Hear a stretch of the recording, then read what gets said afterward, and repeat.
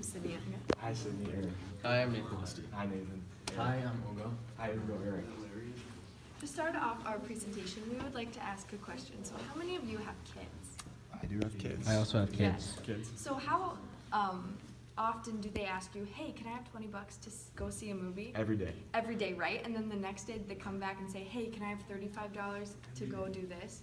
Well, with our app, we will actually be able to track how many times they ask you for money and where that money goes. So what this app would like to do is we would like to figure out where money is going and help kids be able to budget their money successfully. Budjo is very easy and simple app. It basically budgets your money and it helps you manage your money. So parents give money to their kids via Apple Pay, and that's also something very unique about Budjo. And once your parents give you a certain amount of money, like a monthly payment or whatever amount of money, you're able to budget it and get a budget, like daily budget for your money. So budget will also create, like, customize your experience, and you will have different categories and different amount of money you're allowed to spend daily on each category, like gas, food, entertainment. So you know where you're spending your money, and you don't spend money on things you don't need, or like you don't do any purchase you shouldn't be doing. So budget just helps you spend money in the right place, basically. And as a high school student, I see my friends and myself spend money so irresponsibly at just dumb little things, as in, hey, I want to go coffee this morning, or just, hey, let's go grab a quick bite for lunch. I see that every single day. High schoolers and college students spend their money irresponsibly. So with Budjo, we're going to help next generation, teach them how to save and manage their money. So the opportunity that stands with our product is parents simply don't know where their money is going when they give their kids it. So with this app, parents will be able to help customize their kids' spending habits. So if parents, for say, give their child $20 to go spend it food, that child will only be able to spend $20 towards food. They won't be able to spend it on going to the movies and see a friend or putting that money towards the arcade. It will be strictly for food, with the parent restricting that through the app. Another opportunity is high school kids and college students don't know how to budget money. Either they didn't take the classes to help them with budgeting money, or they simply don't know how to do that. So this app will help parents teach their kids how exactly to budget money. If parents are busy and can't sit down and have a talk with them on how to do it, this app will help them in the real world be able to save money. So our target market will be parents and kids, of course. We're thinking about targeting parents in the age between 40 and 55 years old, and for kids, age target between 15 and 25, since 15-year-olds and like this age range goes to high school and college. So people this young don't have really experience with budgeting money and managing it. So this will be our target, basic target market. And we were thinking about targeting as a location in the United States first, and then maybe in the future expand to all of the countries that support Apple Pay. And yeah, that's what I'm talking about. So, of course, some of the trends that we see today in the technology is 89% of people are using plastic, when I say plastic, debit or credit card, to pay for things right now. People don't want to be traditional anymore. This generation doesn't, because they don't want to be carrying cash. They don't have to carry a wallet with them. They just want to carry a card or have it on their phone with them. So according to Business Insider, 150 million people will be using online or mobile payment methods by 2020.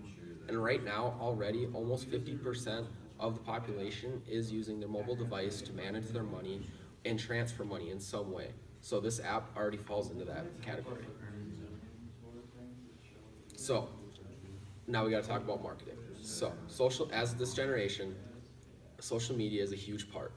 Social media, we go anywhere from keeping up with friends that are in different countries, anywhere across the United States, to finding out what's the greatest thing going on right now, what's the new trend, or keep up on news. So one of the big things that we're going to do with marketing is social media boosts.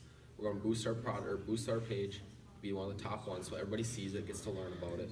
And with that, after some further research, we found that a website on our product helps users because when somebody hears about Budjo, they're gonna be like, hey, what is it? They're gonna go to Google and Google it. So on that website, there's gonna be a promotional video explaining what the problem is and what we're solving, and then of course a demonstration of how to use the app. And then of course, since we're online based, we want to use other websites that accept public advertising to help promote our product. So here's just kind of an example of our website. So we have launched it and it says who the creators are, and it's kind of got our vision statement, and then they will be able to search about the app and they'll be able to learn about it through this website. Do you have an example of the app on there? We do not have an example of the app quite yet. So what about the price and the cost of Budjo? We're thinking about allowing people to download Budjo for free, since most people like to download apps for free from the App Store rather than paying for them. And we offer a 30-day trial first when they first download the app, and after that trial they will pay for a monthly payment of $30.99 a month, and with an additional 99 cents for every user they want to add to their account. And for big families and people with a lot of kids, we offer a family account that will cost $5.99 a month, and people will be able to add up to 8 people to their account and have more freedom to budget their money. And yeah, so it's a monthly thing. So our potential reach within our first year, we did some research, and Venmo, one of the apps closest to our app, has a daily user of 49,500 people. So by taking that number, we were able to figure out our first year of business, where in January we'd start with around 1,200 users daily, and then at the end of December we'd have 7,500 users. So with that, we can see a 600% increase within our first year. Cool, I'll do that for you. So we are predicting the summer and spring months, so the warmest months of the year, to be busier for us, since people will be buying more things and traveling, so people will need, and teens of course, will need to budget their money and manage them more than the winter and more cold months.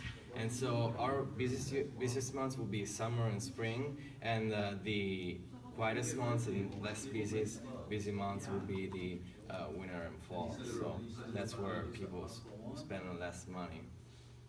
And then some of our earning potential. So in the first year, we can go ahead and see a 400% increase without including January, which will be our free 30-day trial month. So from February to December, we can see a 400% increase from around $7,000 in February to around $28,000 in December. And then in our second year, we hope to see a 10 to 15% growth of sales. So Sharks, we're seeking $75,000 for an 8% stake with our company. So Sharks, please help us teach the next generation how to save and manage money successfully. Best close of the day. Can I ask a question? Yes. Yeah. Okay. So how does it exactly like teach people how to budget? Because doesn't their parents just giving them the amount of money, like isn't that their parents just doing the budgeting for them? Yes, but like Ugo said earlier, because the app, you can split it into categories such as food, gas, entertainment. So if you're given $100 a week, $100 a month, something like that, you can put it in there that your kids can only spend $20 on food, $30 on gas, $50 to do whatever else they want. And if parents don't have enough time to physically budget it out, Budjo will create a game plan for them to spend their money. So it'll say gas costs $25 a week if you need to fill up your car every week. So it'll set aside those $25, and then you'll be able to spend the rest on activities or any other fees that you need to pay within the week. So the kid isn't really doing any budgeting, the parents and the app does it for them.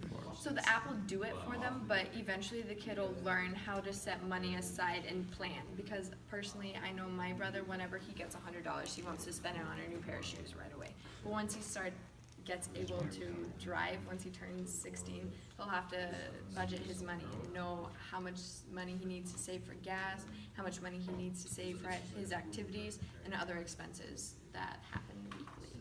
And once their friends start asking them, hey, do you want to go hang out? And then they start saying, no, I can't. I'm out of money for the month already. And once they see that and see their friends out having fun, they're going to start realizing they need to manage their own money. Any other questions?